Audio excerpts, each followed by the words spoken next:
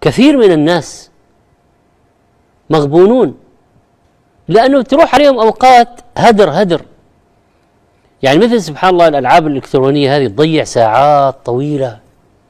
والله جعل الليل والنهار خلفة لمن أراد أن يذكر أو أراد شكورا. الله يقول عن رمضان أياما معدودات سرعان ما تنقضي. والصيام هو وقت، يعني ما هو الصيام؟ وقت ينقضي من الفجر إلى المغرب.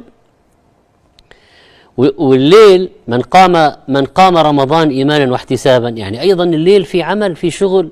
من صام رمضان إيمانا واحتسابا، النهار في عمل وفي عبادة. طيب كيف نغتنم الأوقات؟ نكثر من تلاوة القرآن، طيب صلاة التراويح، الإكثار من النوافل، الأدعية، الأذكار، الصدقات، إطعام الطعام،